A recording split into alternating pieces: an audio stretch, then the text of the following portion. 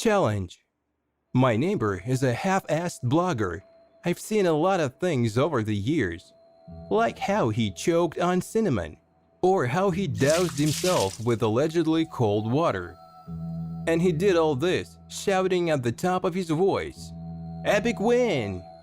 "Epic fail!" and other hackneyed phrases. Take my word for it, this reckless pursuit of viral popularity quickly got on my nerves. So when one day he knocked on my door and asked me to get mail for him because of his departure for a couple of weeks, I was over the moon. For once, I could get some rest from this fool. I was always afraid that one day his tricks might affect me. The first days were quite ordinary. A couple of bills, some spam, and as I understand, a birthday card came in his name. But one evening, on my way home, I found a large cardboard box on the neighbor's porch. It was written in large red letters, "Return to sender." Dragging it across the road, I realized that it would be impossible to push it through the main entrance, so even more so, to lift it up the stairs. So I decided to take it to the garage. Now I understand that I should have put the box on the ground before going to the gate. But here, I will justify myself. Put yourself in my shoes. You would hardly want to try again to pry the lined box with your fingers when you have already so conveniently wrapped it around. And then, kicking the damn gate, I dropped the box, and it fell to the ground. Something crunched inside. I'd like to believe that I hadn't broken anything of value. Of course, I was not going to tell my neighbor about the small incident, let him think that it was at the post office that the package was so marred. With my free hands, I managed to fight the stubborn gate. It came up with a loud screech. I dragged the box to the corner of the garage and left it there. Then, forgot about its existence, at least for a few days. After a while, I smelled something that must have come from the garage through the crack under the door. The smell was like the stuff skunks squirt. For the first days, these were the skunks that I suspected. Someone hid the animal on the road, and its smell had reached my house. But I quickly realized that the smell was getting stronger with every day. So I started searching for the source. As soon as I opened the door that led to the garage, I was struck by an unbearable stench. Holding my nose, I went inside. It didn't take long to find the stinky.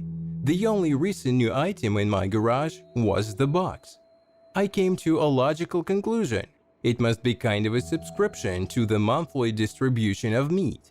And this meat outside the refrigerator, of course, began to rot. But how much the hell did you have to put in a box of meat to make it so heavy? A whole cow?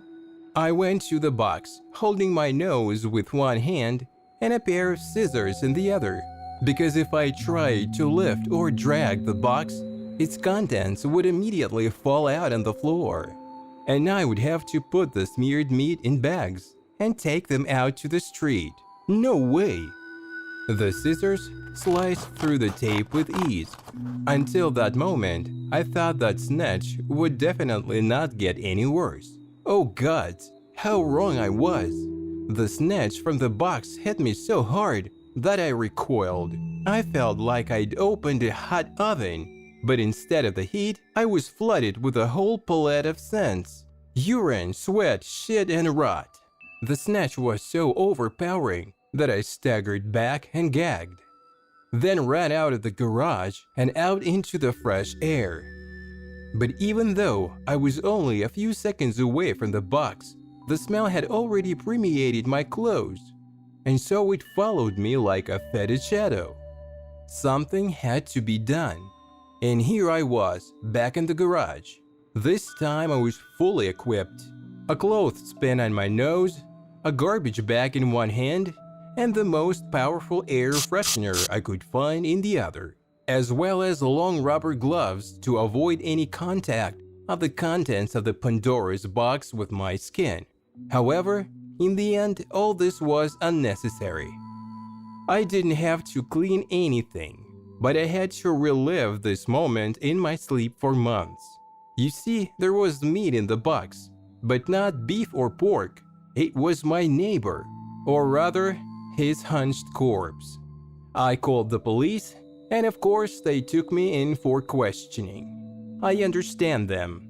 It is difficult not to suspect a person who has been storing somebody's body in the garage for several days.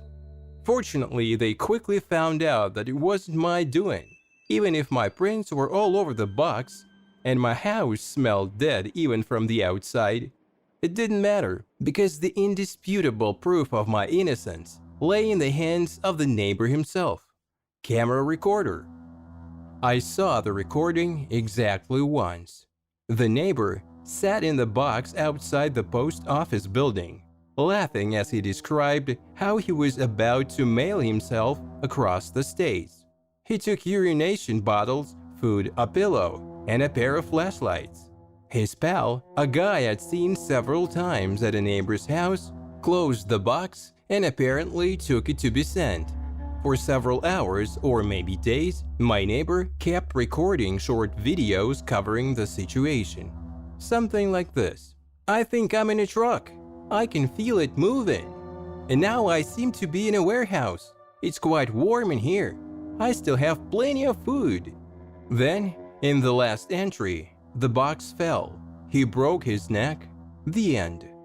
The camera continued recording until the battery ran out or the memory ran out.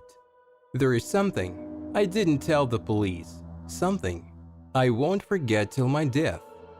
Just after my neighbor fell and broke his neck, I heard a familiar sound. The heavy scrape of the garage door.